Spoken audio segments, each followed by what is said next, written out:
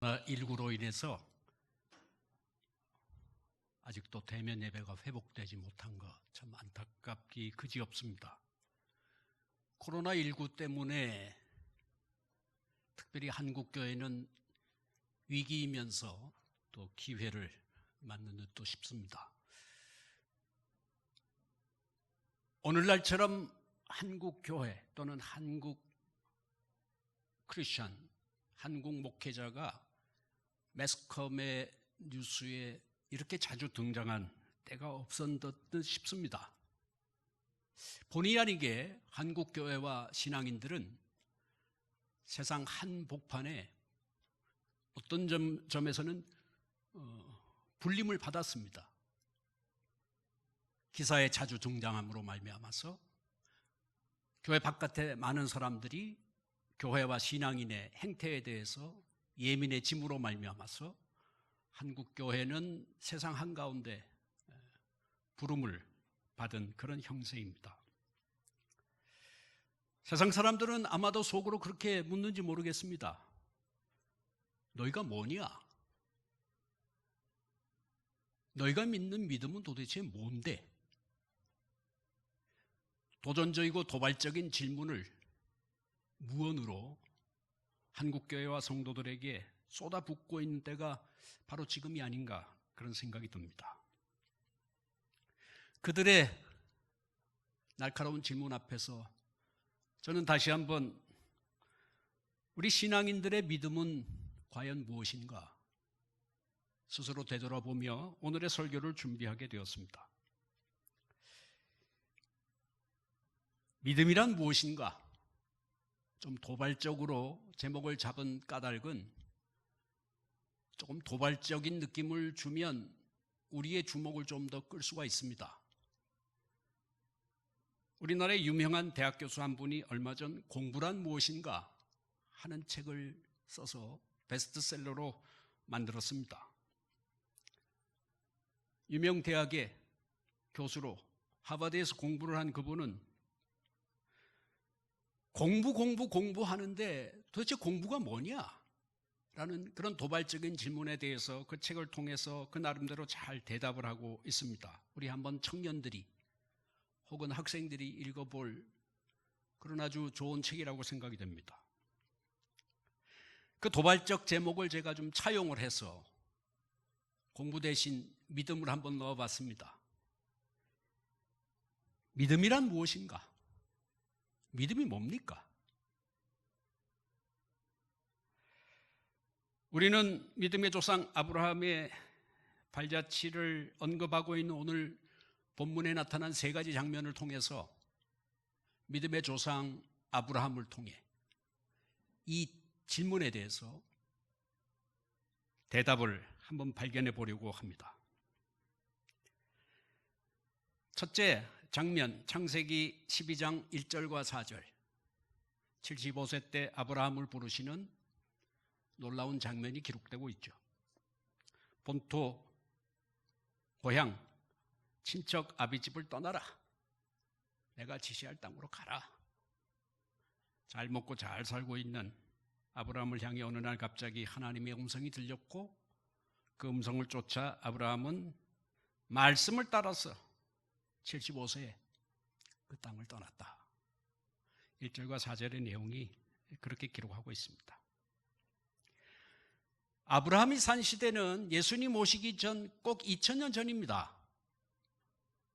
이게 하나의 설화가 아닌가 그렇게 의심하는 사람들도 많이 있지만 20세기에 발달한 성서고고학은 많은 고고학적 증명을 통해서 아브라함이 실존 인물이었고 성경에 기록된 아브라함에 관련된 많은 사건들은 사실에 기초하고 있다고 하는 것을 밝혀내고 있습니다. 예수님 오시기 2000년 전 당시는 시족사회였겠죠. 혈연사회였겠죠. 한 지역을 중심으로 피를 같이 나눈 일단의 사람들이 모여서 자기를 방어하면서 자기를 지켜가면서 생활을 하고 후손을 번식시킨 사회 아니겠습니까? 시족 공동체, 자기 고향을 떠난다고 하는 것. 자기 친척들을 떠난다고 하는 것은 무방비 상태에 스스로를 내던지는 것이고, 그런 경우에는 생명조차 담보하기 힘든 그런 사회가 시족사회 아니겠습니까?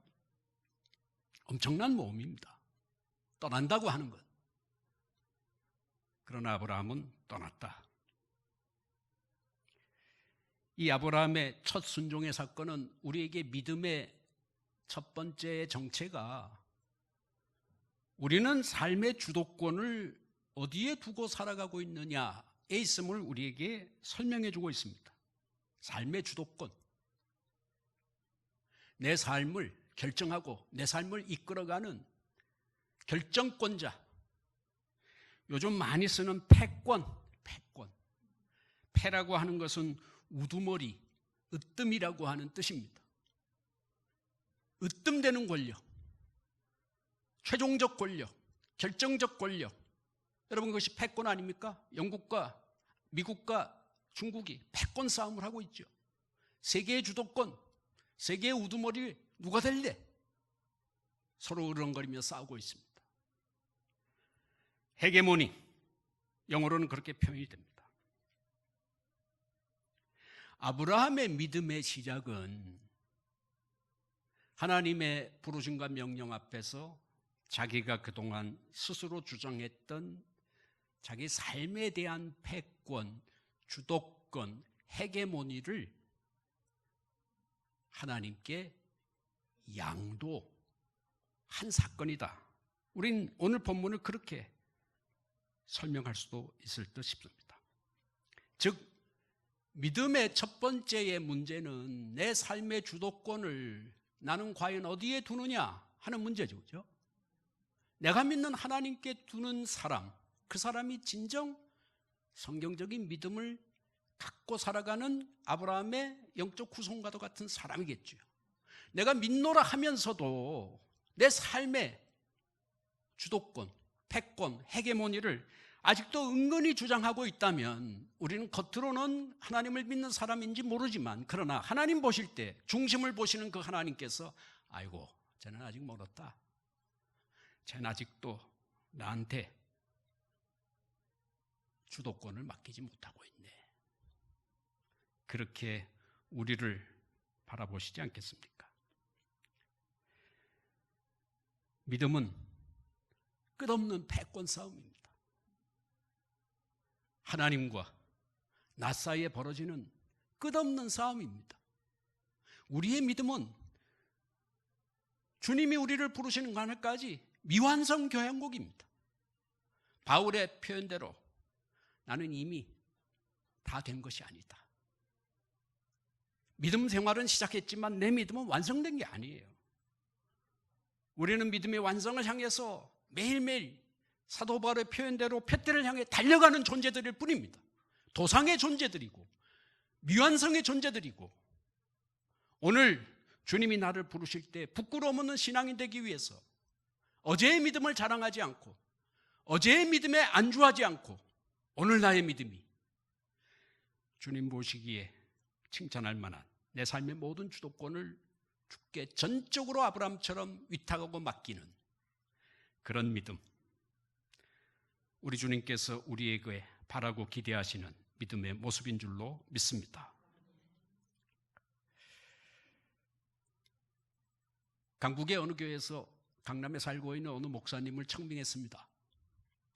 그 목사님께서 가기는 가되 한 가지 조건을 달았습니다. 내가 강남 살고 내 자식들이 중고등학교 한참 학생인데 내가 자식 교육 그거 중요하니까 내가 강남에 계속 사는 것을 좀 양해해 주세요. 교회는 그분이 설교를 아주 잘해서 오케이 했습니다. 여러분, 자식 교육의 주도권은 누가 지어야 합니까? 강남의 좋은 학군이 내 자식의 교육의 주도권을 쥐고 있습니까? 목사라고 하는 직책은 영어로 미니스터 그럽니다. 목회를 미니스트리 그립니다. 미니스트리 하는 것은 섬긴다는 뜻입니다. 이 단어 외우기 쉽습니다. 미니스터의 앞에 접두어 미니 기억하세요. 미니는 작다는 뜻 아닙니까? 짧다는 뜻 아닙니까? 미니스커트. 미니스터는 누굽니까? 자기를 스스로 작게 여기는 자들이에요. 그래서 종이에요. 그래서 섬기는 거예요. 목사는 미니스터입니다. 자기를 그 누구보다도 스스로 작게 여기는 자들이에요. 하나님은 그런 자들을 목회자로 쓰시려고 하시는 거예요. 내가 섬기려고 하는 교인들은 강북에서 살고 강북의 학교를 자녀들을 보냅니다. 미니스터라고 하는 목사가 내 자녀는 강남에서 교육을 시켜야 되겠습니다. 미니스터라고 하기가 좀 곤란하지 않겠습니까? 하긴 이 사건은 또 다른 경우에 비하면 아무것도 아닐 수 있습니다. 어느 강북교회에서 미국에 살고 있는 목회자를 청빙을 했습니다. 그분이 설교를 잘한다고 해서 모시려고 하니까 그분께서 하시는 말씀이 내 집사람과 자녀들은 미국에 계속 살아야 될 듯 싶습니다. 한국 가기가 곤란합니다. 설교를 잘하니까 오케이 했어요. 매년 1억 이상의 돈을 생활비와 교육비로 그곳에 보냅니다. 이 정도 되면 미니스터라고 할 수가 없겠죠. 우리 사회의 템프로 안에 드는 고관 대작이나 유학 비용을 감당할 수 있으니까. 미니스터가 아니고 제가 만든 말이지만 맥시스터입니다. 귀족이에요. 오늘날 한국교회가 왜 병들어 갑니까? 목회자들 탓이 큽니다. 목회자들이 스스로를 미니 사이즈로 여겨야 되는데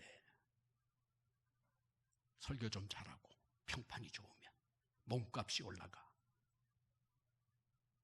미니가 아니라 맥스로 스스로를 부풀립니다. 목회도 미니스트리가 되지 않고 매니지먼트가 된 경우가 지금 허다합니다. 많은 교회들이 성장을 우상화시켰어. 교회 성장이라고 하는 경영 목표를 이루기 위한 매니저로, CEO로, 목회자로 여기고 그런 목회자가 능력 있는 목회자인 줄, 그런 목회자가 이 시대의 참 목자인 줄 착각하면서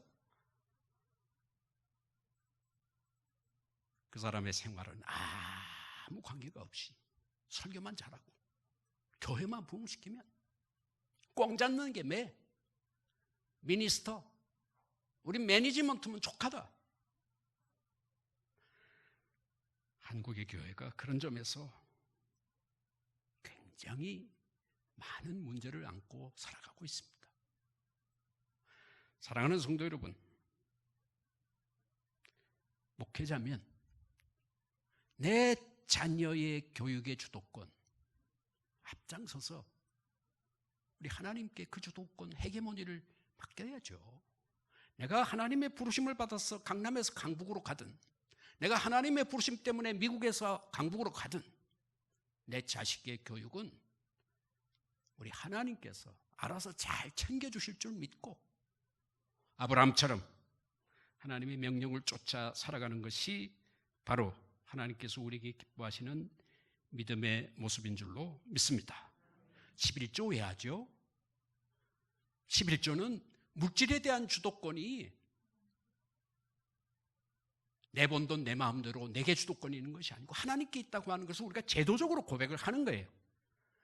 우리가 1억을 여러분 매월 11조로 드린다 한들 하나님께 그 1억이 무슨 소용이 있겠습니까? 만유보다 크신 우리 하나님이 없는 게 없으신 하나님인데 우리가 1억 하나님 앞에 드려봐야 받으신 하나님의 눈에는 풀빵값입니다.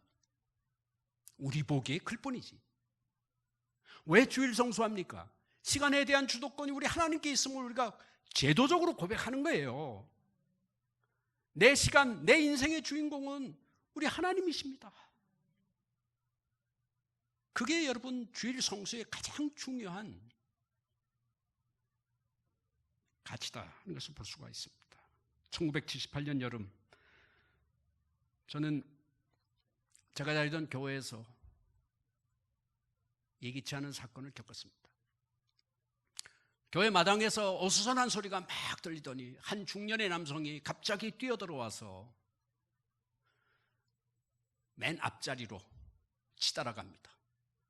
그 오른손에는 이만한 큰 돌덩어리를 들고는, 그리고는 누구를 막 찾는 듯 하면서 아, 저기 있구나 하고는 한 학생 앞으로 다가섭니다.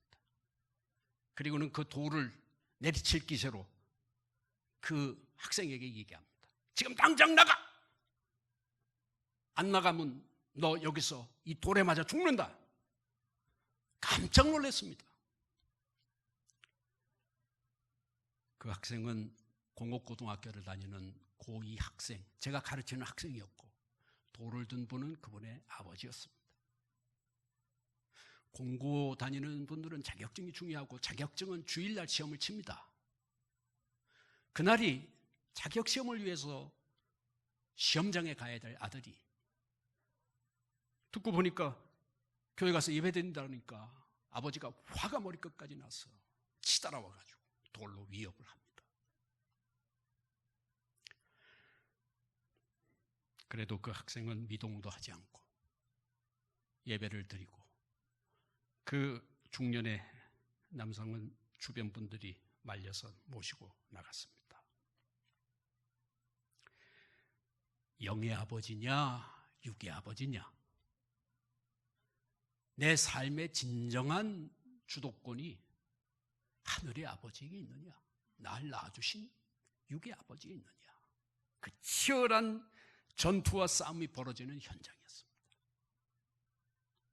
그렇다고 그 학생이 불효자겠습니까? 끝까지 효도 잘하고 지금은 분당에서 목회를 아름답게 잘하고 있습니다.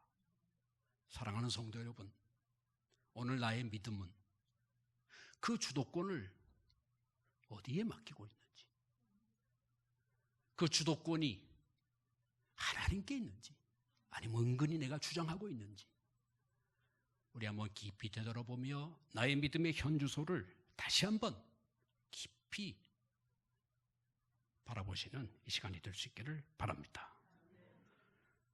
두 번째, 창세기 13장 8절에서 10절, 아브라함과 롯의 사건이죠. 아브라함과 롯이 둘이 잘 살았어요. 사업도 번창했어요. 부자가 됐습니다. 그런데 서로 키우는 양떼와 소떼들이 많아지다 보니까 물 가지고 그 종들이 막 싸우기 시작했습니다. 결국 안 되겠다 싶어서 아브라함이 제안을 합니다. 조카 롯에게, 야, 우리 분가하자. 안 되겠다. 그리고는 분가하는 현장의 모습이 우리 13장 8절, 9절, 10절 아닙니까? 우리는 이 장면을 통해서 믿음은 또 한편 마음의 문제라고 하는 것을 볼 수가 있습니다. 내 마음이 높은 데 있는가? 내 마음이 낮은 곳에 처해 있는가? 여러분 생각해 보십시오. 아브라함은 삼촌이에요. 롯은 조카입니다. 롯은 불행하게도 아버지를 일찍 여였어요. 조실부모했어요. 불쌍한 롯을 어릴 적부터 삼촌 아브라함이 잘 키웠습니다. 하란에서도 키웠고 같이 떠날 때도 같이 떠났고, 우리 아까 보지 않았습니까?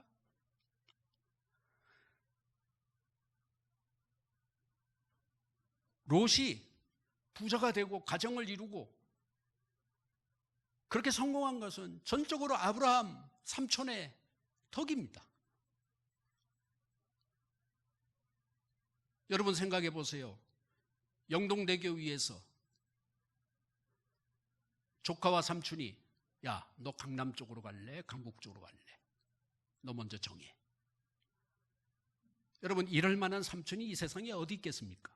삼촌은 당연한 권리예요. 연장자입니다. 촌수도 높습니다. 그리고 모든 은혜를 조카 롯이 입었어요.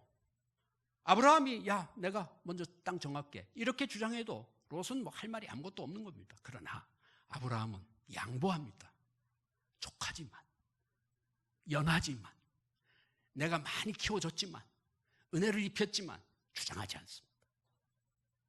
그러나 롯은 어땠죠? 롯은 옳다구나 싶었어. 지 눈에 비옥한 땅, 마음에 드는 땅을 먼저 찜해버립니다. 못된 놈입니다. 어른도 못 알아보고 예의도 없고 은혜도 모르고. 아브라함이 어떻게 이렇게 할 수가 있었느냐? 아브라함은 그 마음자리가 낮은 데 있어요. 그래서 자기가 당연히 주장할 수 있는 권리도 행사하지 않습니다. 그러나 롯은 그 반대죠. 여러분, 국수역에 가면 그 강가 쪽으로 나아갈 수가 있는데 국수역에 내려서 강가 쪽으로 고개를 하나 넘어가면 그곳에 상심리라고 하는 양평군 동네가 있습니다. 그곳에 가면 상심교회라고 아주 강변에 예쁘게 지은 예배당이 있습니다. 여러분 가서 한번 보실 게 있으면 보시면 참 좋겠습니다. 여러분, 상심리는 교회가 있을 자리가 아닙니다. 우리의 마음의 성전은 상심리가 아니고 하심, 낮은 마음에 우리는 하나님을 향한 마음의 성전을 지어야 할 줄로 믿습니다. 우리가 한번 되물어 봅시다. 나는 지금 상심에 있나 하심에 있나? 나는 아브라함처럼 이렇게 낮은 마음을 갖고 하나님을 경외하며 이웃을 사랑하고 있나? 여러분, 이것이 바로 하나님께서 우리가 살피기를 원하시는 마음, 믿음의 현주소입니다. 저는 대학교 3학년 때 절에 가면 공부가 잘 된다 그래서 교회는 열심히 다니지만 여름방학, 겨울방학 동안 3개월 동안 절에 가서 공부를 한 적이 있었습니다.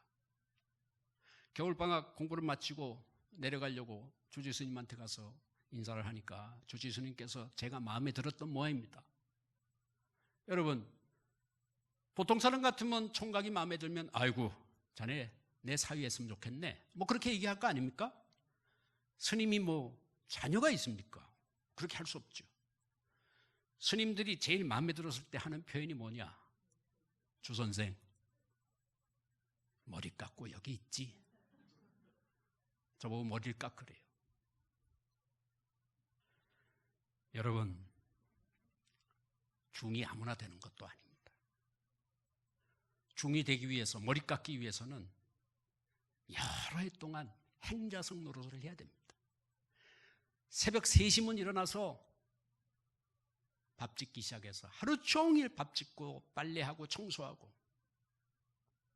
그 끝에 머리를 깎게 합니다. 왜 그럴까요? 불교에서는 낮은 마음을 중요하게 생각합니다.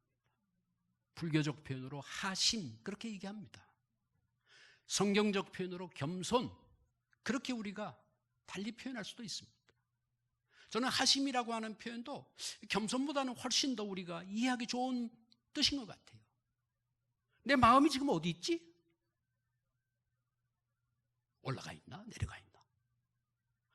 여러분, 상심리는 결국 소돔과 고모라가 되고 하심리는 결국 가나안이 됐다고 창세기는 우리에게 잘 알려주고 있습니다. 어거스틴에게 물었습니다.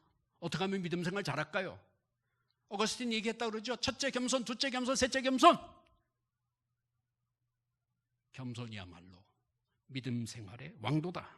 그렇게 말씀하고 있습니다. 예수님께서 마지막 그분의 데모가 제자들의 발을 씻겨준 것 아니겠습니까? 너희도 내가 이렇게 씻겨준 것처럼 씻겨줘라. 누가 발 씻겨줍니까?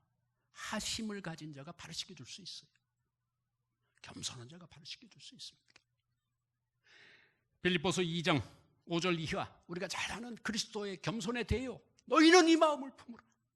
곧 그리스도 예수의 마음이니 그는 근본 하나님과 그 본체가 같았으나 그러나 육체를 입고 이 땅의 종으로 낮아지셨다.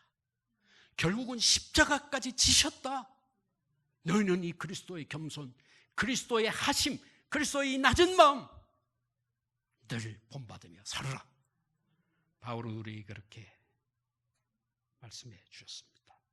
사랑하는 성도 여러분, 우리 꼭 내 마음이 상심리에 있는지 하심리에 있는지 매일매일 점검하면서 아브라함처럼 낮은 마음 품고 우리 하나님을 경외하며 살아가는 매일의 발걸음이 될 수 있기를 간절히 축원을 드립니다. 마지막, 믿음은 시야의 문제입니다. 뭘 어느 만큼 보느냐의 문제입니다. 창세기 18장 22절 23절 세 번째 장면은 얼마 전 우리 최 목사님께서 의인을 찾으시는 하나님의 관련된 본문을 보시면서 우리가 함께 나눴던 말씀이기도 합니다. 말씀의 내용인즉슨 하나님께서 소돔 고모라가 너무 악해서 내가 이제 이걸 심판해야 되겠다. 심판의 예고를 받은 아브라함이 그곳에 내 조카도 있는데 거기를 살려야 되는데 소돔과 고모라의 구원을 위해서 하나님 앞에 간절히 간구하는 그런 장면이 시작되는 곳입니다. 그죠? 23절 아브라함이 가까이 나가 이르되 주께서 의인을 악인과 함께 멸하려 하십니까? 50인이 있으면 어떡하실래요? 45인이 있으면 어떡하실래요? 이제 그렇게 쭉 이어지는 그런 시작하는 단락의 말씀입니다.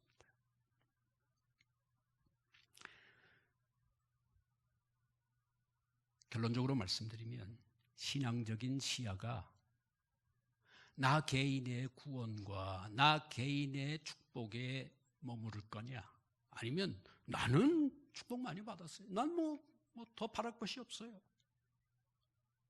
그럼에도 불구하고 내 이웃,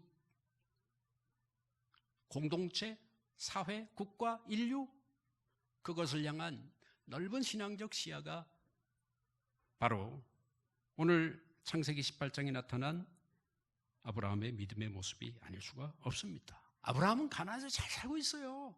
아무 문제 없어요. 어찌 보면 저 소돔 고모라 꼴 보기 싫었는데 하나님께서 불로 심판한다니까 아이고 잘 됐다, 시원하다, 구경이나 하자, 그렇게 볼 수도 있습니다, 보통 사람 같으면. 그러나 아브라함은 아닙니다. 하나님, 심판이라니요, 아무리 못나고 아무리 죄가 많아도 좀 구원해 주셔야죠. 그렇지 않겠어요? 하나님 부탁드릴게요.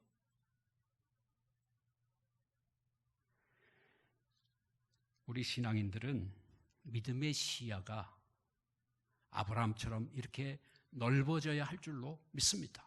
예수님이 우리에게 말씀하신 시야는 뭡니까? 예수님도 예루살렘 성의 구원을 위해서 암탉이 병아리를 모으던 내가 너희를 구원하기 위해서 얼마나 내가 애를 썼는데 십자가를 앞두고 눈물로 기도하지 않습니까?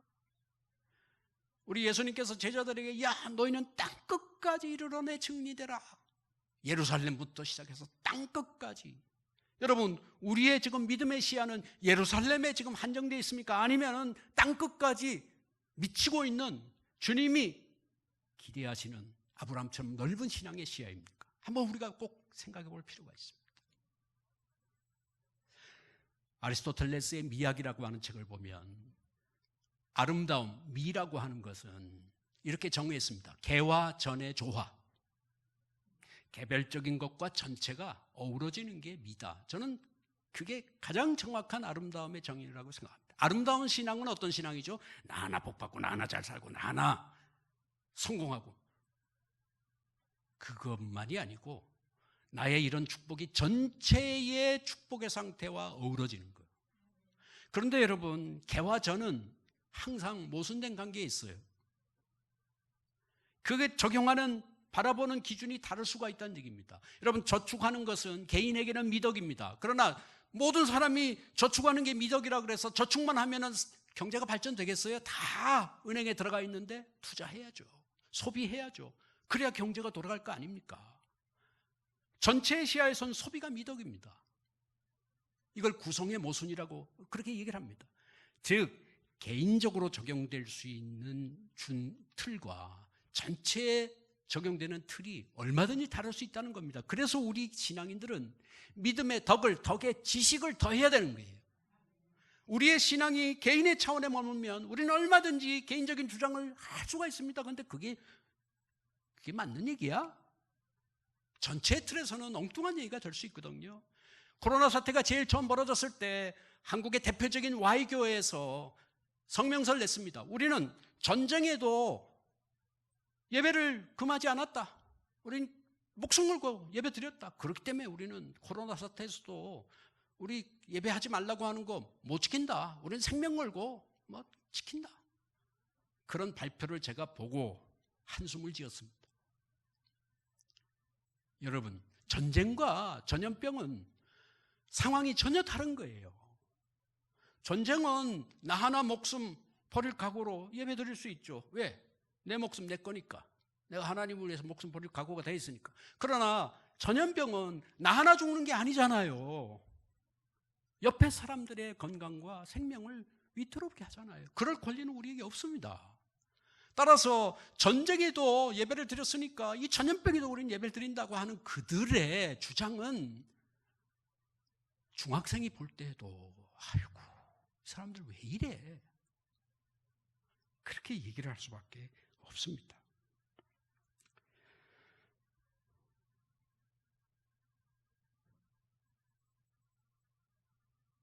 근시는 졸보기를 쓰고 원시는 돋보기를 쓰지 않습니까?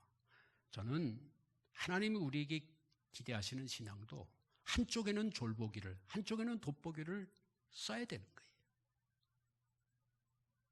그래서 우리의 신앙의 시야가 나 개인의 성공, 나 개인의 복, 거기에 머물지 말고 전체를 어울러서 바르트가 얘기한 것처럼 한 손에 성경, 한 손에 신문, 그리고 베드로 후서 1장 9절의 말씀대로 아까 말씀드렸듯이 믿음이라고 하는 것은 믿음 위에 덕을 쌓고 덕 위에 지식에 지식을 더해 가야 되는 거예요. 지식을 추구하는 신앙. 여러분, 이것이 바로 아브라함처럼 넓은 시야를 가질 수 있는 신앙으로 나아가는 길이다 하는 것을 우리에게 보여주고 있습니다. 이 얘기만 하고 마치겠습니다. 제가 청년부를 가르칠 때 어느 한 여자 청년이 우리 아브라함처럼 넓은 신앙의 시야를 갖자 하는 그런 주제로 얘기하면서 지구 환경에 대한 공부를 쭉 했습니다. 그래서 우리가 쓰는 세제들, 우리가 쓰는 많은 생활용품이 지구의 환경을 오염시킨다. 우리 다 아는 내용 얘기했습니다. 그랬더니 이 23살 먹은 처녀 학생이 결심을 얘기합니다. 목사님, 제가 앞으로는 머리 감을 때 샴푸를 쓰지 않겠습니다. 왜? 샴푸가 물을 오염시키거든요. 저는 좀 불편해도 비누로 머리를 감겠습니다. 제가 걱정이 되더라고요. 아니, 처녀들은 샴푸로 머리를 감아야 머리도 윤기가 나고 머리카락에서 좋은 향기도 나고 그 좋은 향기에 총각이 홀려서 좋은 청각이 붙기도 하고 아름다움이 생명처럼 소중한 때 갑자기 자기가 세숫비는 없으면 빨래비로 감죠. 막 이렇게 얘기를 하길래 좀 걱정이 됐습니다. 여러분, 그런 신앙적 선택이 아브라함의 시야를 갖는 신앙 선택이에요. 나는 샴푸 쓰면 편리하죠. 좋죠. 그러나 이게 모여지면 물이 다 오염됩니다. 여러분, 이 처녀의 믿음을 그때 청년회 회장이 굉장히 이쁘게 봤습니다. 반했어요. 그 고백을 듣고. 그 청년회 회장이 그 당시 우리나라에서 제일 좋다고 하는 대학의 공과대학 화공과를 다니고 있었는데 이 청년이 프로포즈를 했어요. 그리고는 둘이 결혼해서 그 후에 그 화공과 나온 청년은 목회자가 되어서 제 신학교 후배가 되어서 지금 서울 마포에서 목회를 아주 잘하고 있습니다. 하나님이 그 가정 얼마나 축복해 주셨냐. 그 아들, 딸이 있었는데 아들, 딸이 전부 아이비리그를 나왔습니다. 사랑하는 성도 여러분, 좀 길었는데 아브라함이 우리에게 주는 믿음의 본질은 뭡니까? 주도권의 문제이고 마음의 문제이고 시야가 얼마나 넓으냐. 우리 아브라함의 신앙을 꼭 본받아가는 우리 모든 성도님이 되시기를 축원을 드립니다.